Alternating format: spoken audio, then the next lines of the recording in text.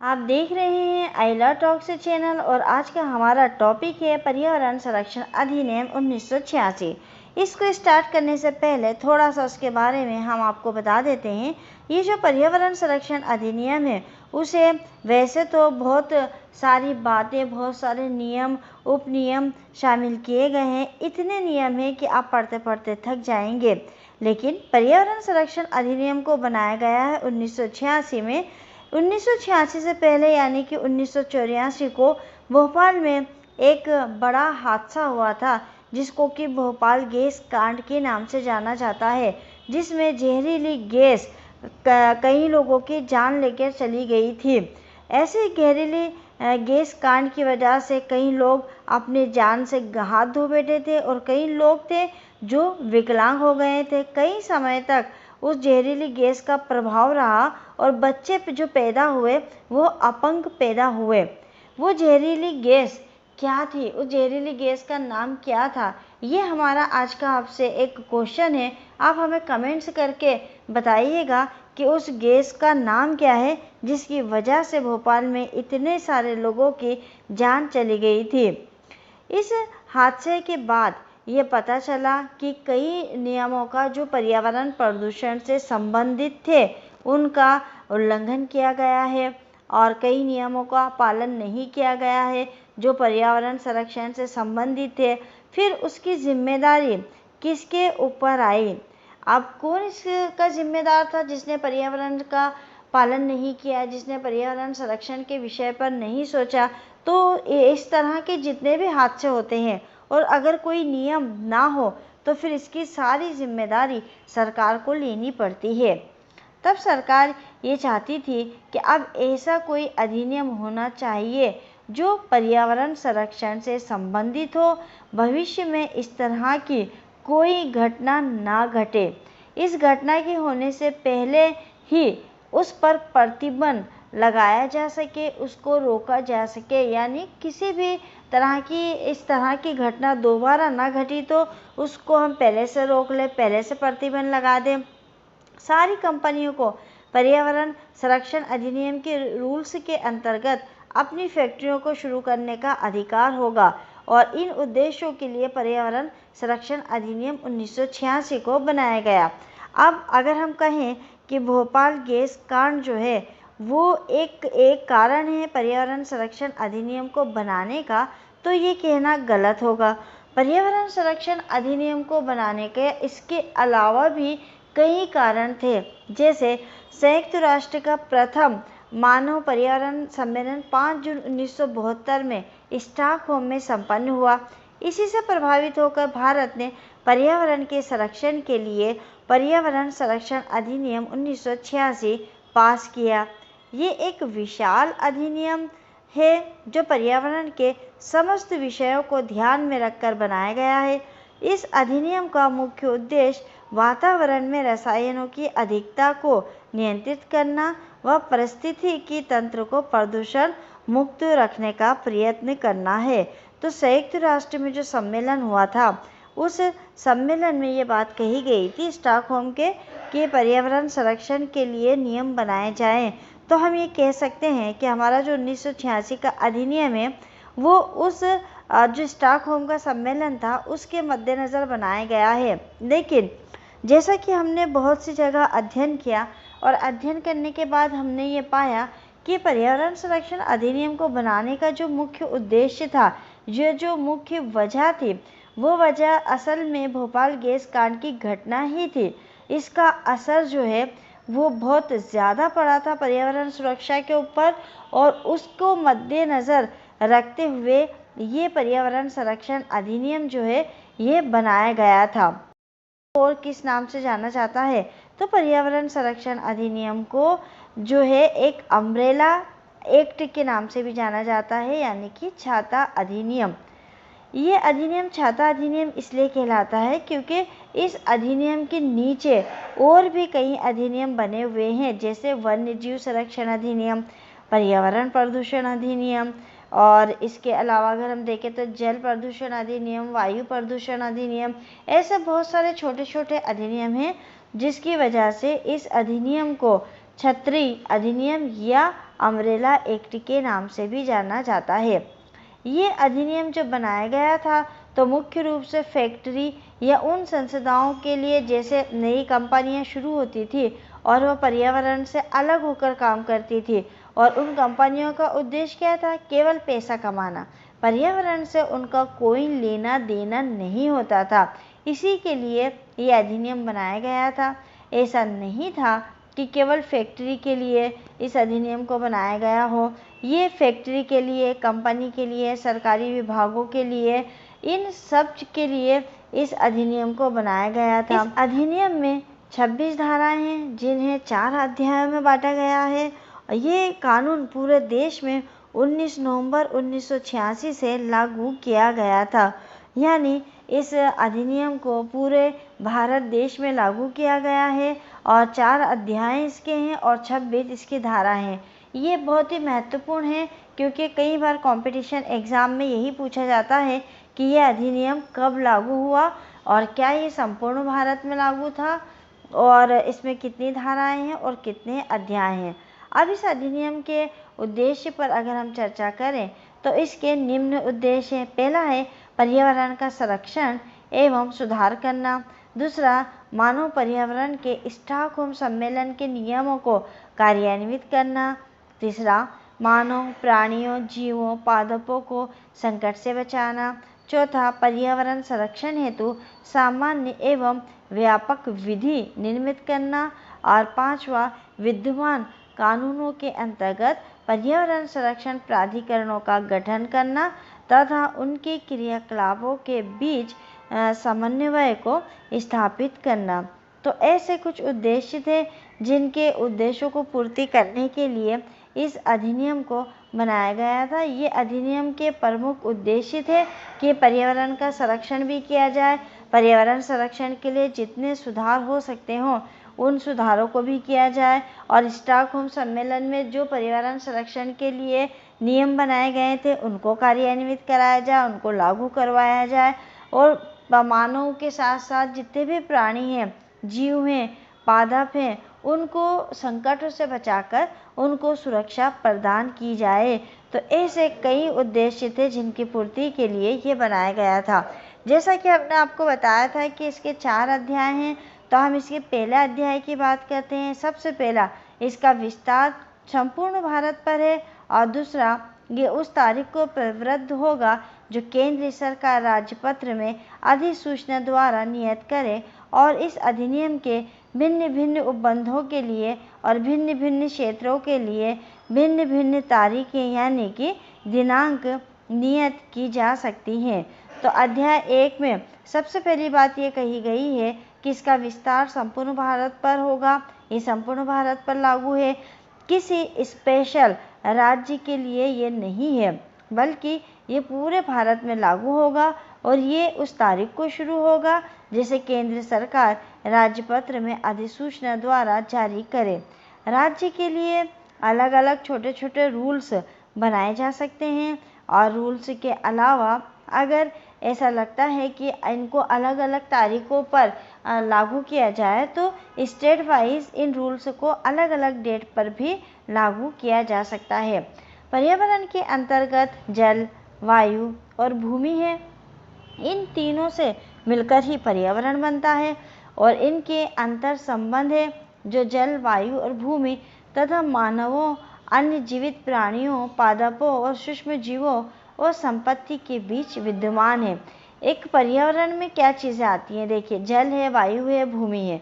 ये 3 चीज़ होती है जो एक मनुष्य के लिए, एक जीव के लिए, जंतु के लिए यानी जीवित रहने के लिए आवश्यक होती है, और ये सारी चीज़ें जो है आपस में एक दूसरे से जुड़ी हुई है, इनके बीच में संबंध बना हुआ है, और इसी को कहते हैं पर्यावरण।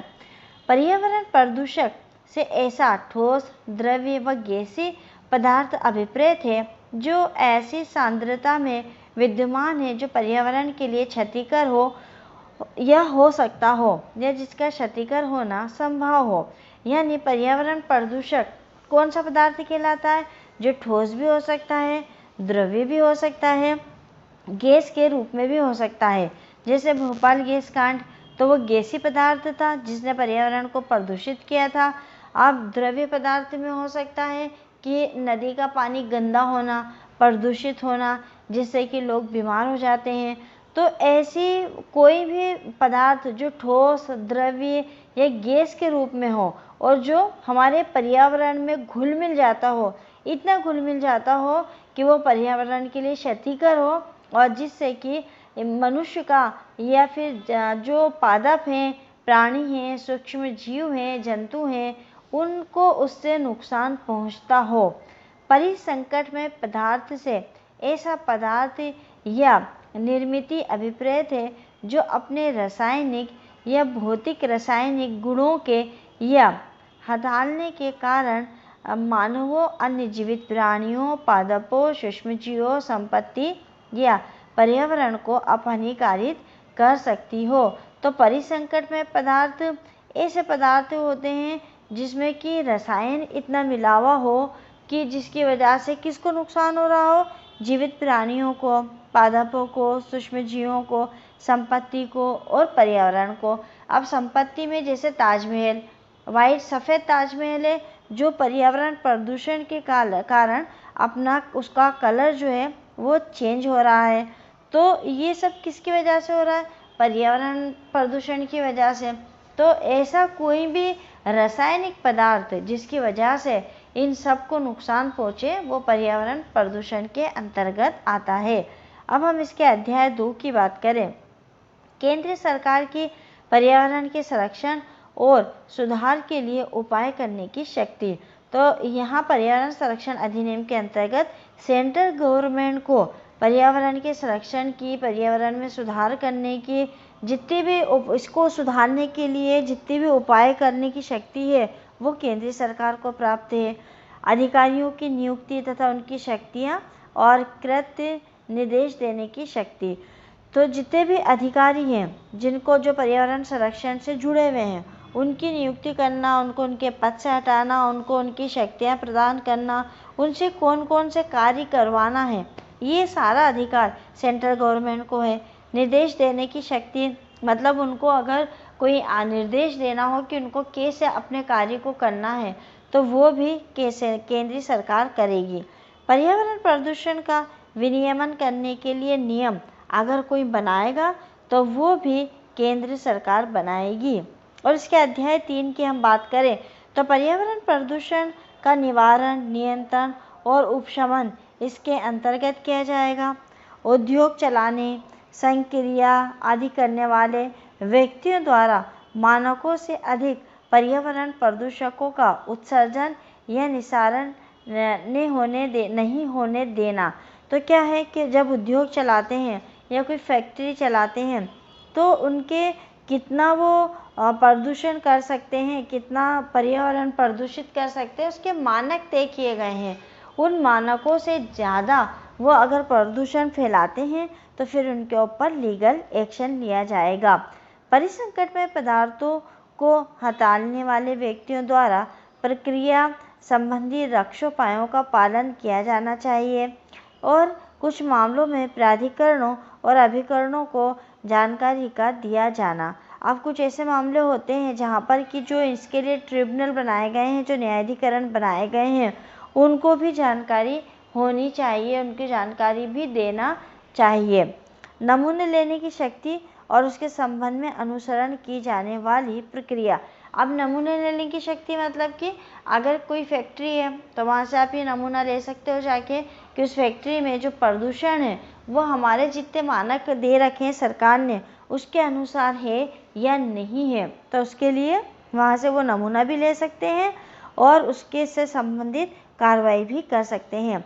पर्यावरण प्रयोगशालाएं सरकारी विभागों द्वारा अपराध। अध्याय 4 में क्या चीज़ दे रखी है? पहली, सद्भावनापूर्वक की गई कार्रवाई के लिए संरक्षण। दूसरा, अपराधों का संज्ञान लेना। अगर कोई अपराध पर्यावरण प्रदूषण से संबंधित होता है तो उसका संज्ञान भी लिया जा सकता है। और जानकारी, रिपोर्ट या विवरणियाँ ये अगर बनाना है तो ये बनाने का काम भी इस अधिनियम के अंतर्गत किया जाएगा। प्रत्यायोजन करने की शक्ति अगर अपनी शक्ति को कोई व्यक्ति किसी अन्य को देना चाहता हो, प्रतियोजन करना चाहता हो, तो वो भी इस अधिनियम के अंतर्गत कर सकता है। अधिनियम के अधीन बनाए गए नियमों का संसद के समक्ष रखा जाना। आप जैसा कि सब जानते हो कि जब भी किसी अधिनियम को बनाया जाता है तो उसको संसद के पटल पर रखा जाता है, संसद के दोनों सदनों द्वारा वो पारित किया जाता है, तभी वो अधिनियम नियम का रूप ले सकता है। अधिनियम की उपलब्धियों की अगर हम बात करें तो पहली है, फैक्ट्रियों, परिसंकट में पदार्थों तथा पर्यावरण आपदाओं को स्पष्ट परिभाषित किया गया है इसके अंतर्गत, और पर्यावरण प्रदूषक प्रावधानों को विस्तारित रूप से इसमें लिया गया है, मतलब उनका विस्तार किया गया है इस अधिनियम में। खतरनाक प्रदूषण को रोकने के लिए अधिनियम का उल्लंघन करने वालों को दंड का प्रावधान किया गया है। अगर कोई पर्यावरण संरक्षण अधिनियम या पर्यावरण जो खतरनाक प्रदूषण है उसको रोकने के लिए अधिनियम का जो नियम बनाए गए हैं उसका उल्लंघन करता है, तो उसके लिए उसको पनिशमेंट भी देती है इस अधिनियम के अंतर्गत। और चौथा, केंद्रीय सरकार को प्रदूषणकारी उद्योगों को निर्देशित व बंद करने की शक्तियां प्रदान की गई है इस अधिनियम के माध्यम से।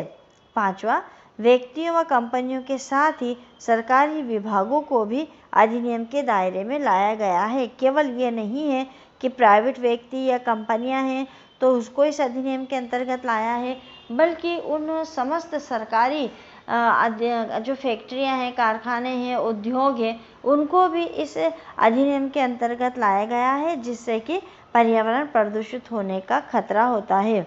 अब अधिनियम में अगर हम कुछ कमजोरियों की बात करें तो क्या क्या कमजोरी हैं। पहला, समस्त शक्तियाँ केंद्रीय सरकार में निहित होने से राज्यों में पर्यावरण संरक्षण जो है वो त्वरित नहीं हो पाएगा, क्योंकि अब हर चीज़ के लिए अगर हमको सेंट्रल गवर्नमेंट की तरफ देखना होगा तो राज्य सरकार तुरंत में जो एक्शन लेना चाहती है वो एक्शन नहीं ले पाएगी।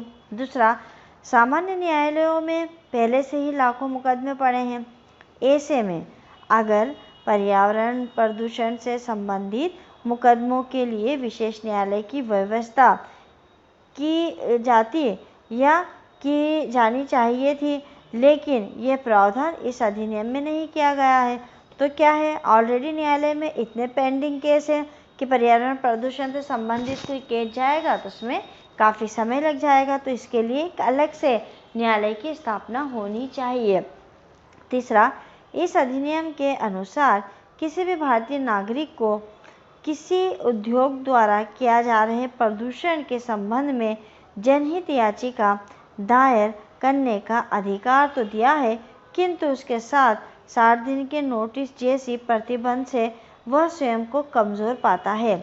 यानी एक व्यक्ति है और वो अगर इस अधिनियम में जो प्रदूषण से संबंध में कोई याचिका दायर करना चाहता है तो वो याचिका दायर कर सकता है, वो उसको एक मौलिक अधिकार दे दिया है, लेकिन उसको एक समय सीमा में बांध दिया कि 60 दिन के अंदर उसको याचिका दायर करनी होगी।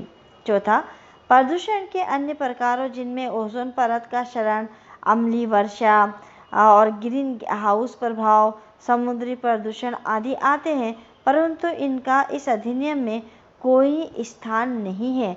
तो ये कई कमजोरियां भी इस अधिनियम में हैं जो कि दी गई है, जिसकी वजह से ये अधिनियम थोड़ा कमज़ोर पड़ जाता है। पर्यावरण संरक्षण अधिनियम 1986 का ये वीडियो आपको कितना अच्छा लगा, आपके लिए कितना उपयोगी है, आप हमें कमेंट्स करके ज़रूर बताइएगा। फिर मिलेंगे अगले वीडियो में एक नए विषय के साथ। तब तक के लिए शुक्रिया, धन्यवाद।